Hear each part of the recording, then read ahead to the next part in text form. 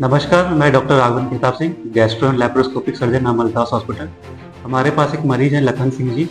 इनकी उम्र लगभग 24 साल है और इनको बचपन से एक मल द्वार के पास में गठान थी, जिसको कि प्री सैक्रल ट्यूमर या फिर रेट्रोरेक्टल ट्यूमर बोलते हैं। इस गठान में होता क्या है कि जो हमारे जो रीढ़ की हड्डी होती है उसके निचले हिस्से में, जिसको कि टेल बोन या फिर कॉक्सिक्स बोलते हैं, और साथ में जो रेक्टम होता है उसके बीच में मेनली गठान होती है। मेरा नाम लखन सिंह है। मुझे उज्जैन में सीटी स्कैन करवाया था। डॉक्टर के द्वारा मुझे पेट में 50 mm की गठान बताई गई थी, जो मलाशय को यानी दबाव डाल रही थी, जिसके कारण मुझे 5 साल से कब्जियत हो रही थी। फिर मैं अमलतास हॉस्पिटल में आया और डॉक्टर राघवेंद्र प्रताप सर ने मेरा कम से कम यानी चीरा लगाकर कम से कम अच्छा ट्रीटमेंट किया और गठान को निकाल दिया।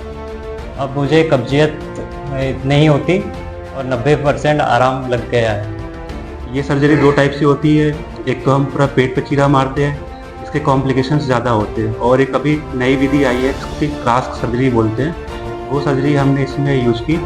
इस सर्जरी में हम पेट से ना जा करके पीछे से गए, मतलब रीढ़ की हड्डी के रास्ते गए, और हमने लगभग 3 सेंटीमीटर का जो रीढ़ की हड्डी होती है, जिसको कि टेल बोन या फिर पूंछ की हड्डी बोलती है, उसको काटा। उसके बाद हम गठान जो कि ट्यूमर था उस पर पहुँच पाए और पूरी तरह से हम ट्यूमर निकाल लिए।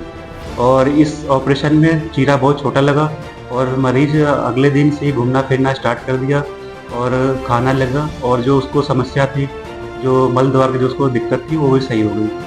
और जो हम पेट से जो सर्जरी करते हैं वो काफ़ी पुरानी तकनीक है, उसमें कॉम्प्लिकेशंस बहुत ज़्यादा होते हैं। उसमें होता क्या है कि हम लैट्रिन के रास्ते को बगल करते हैं, तो उस दौरान जो पेशाब की नली होती है उसमें चोट लगने की संभावना होती है और ढेर सारे कॉम्प्लिकेशंस होते हैं। इससे बचने के लिए हमने ये एक नई विधि ये वाली हमने यूज की। धन्यवाद।